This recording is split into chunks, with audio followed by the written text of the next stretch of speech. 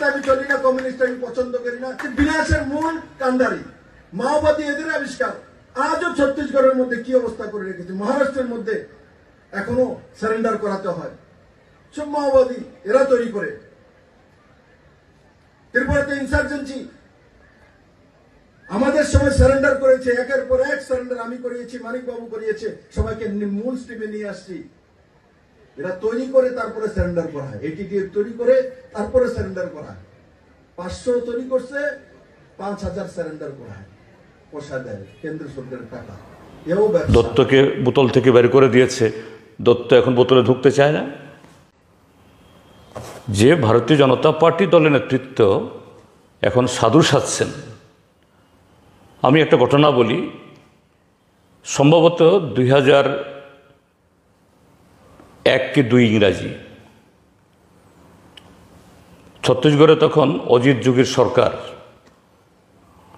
এই অজিত যোগীর সরকারকে ফেলার জন্য, ক্ষমতাচ্যুত করার জন্য সেই সময়তে ভারতীয় জনতা পার্টির সাথে এই নকশালদের চুক্তি হয়েছিল।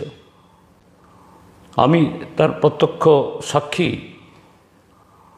এই ছত্তিশগড়ের বাস্তার অঞ্চলের নারায়ণপুরে তখন একটা প্রার্থীর পক্ষে আমাদের প্রার্থী ছিল সেখানে, সিপিআইএমের।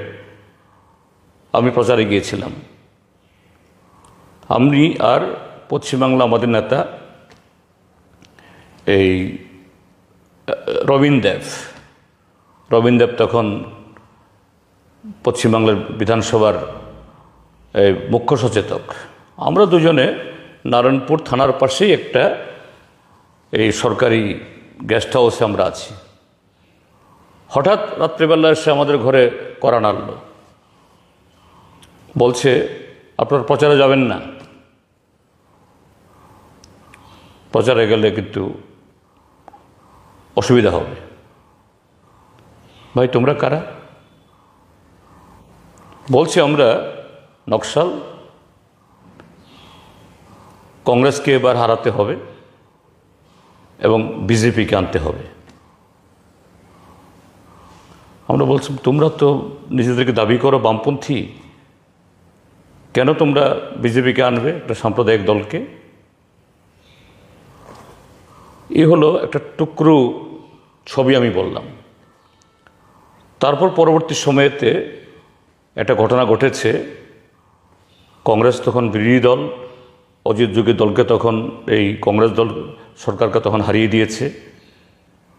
বিজেপি আসলো, বিজেপির দুর্নীতির বিরুদ্ধে স্বাভাবিক কংগ্রেস সেখানে বড় দল, তারা একবার পদযাত্রা করছিল। এই কংগ্রেস দলের এন্টায়ার নেতৃত্বকে এই নকশালরা গুলি করে মেরে ফেলে, প্রায় ডজন খানেক, একদম শীর্ষস্থানের নেতৃত্ব। পত্রপত্রিকাতে উঠেছে, এগুলো লুকোনোর কোনো সুযোগ নেই। কারা মদত দিয়েছে? তৎকালীন ছত্তিশগড়ের সরকার। চোর আজকে সাধু। এখন বিজেপির সরকার স্বাভাবিক একবার এইভাবে দত্তকে বোতল থেকে বের করেছে, সে দত্তকে আর বোতলে ঢুকানো যাচ্ছে না। তারা এখন তাদের মাথা ব্যথা। আর সেই দলই তো এই ডাক্তার মানিক শাহের নেতৃত্বে এই কদিন আগেও কিছু অথর্ব বামফ্রন্ট সরকারের সময়তে যাদের মোকাবেলা করে যে এনলেফটি টাইগার ফোর্সকে আমরা বোতলে ঢুকিয়ে দিয়েছি, কিছু অথর্ব দাঁত ভেঙে গেছে, নখ মানে পড়ে গেছে, হাড় ভেঙে গেছে, এরকম কিছু এই সন্ত্রাসবাদীদের অংশ বাংলাদেশে সেখানে পথ ছিল।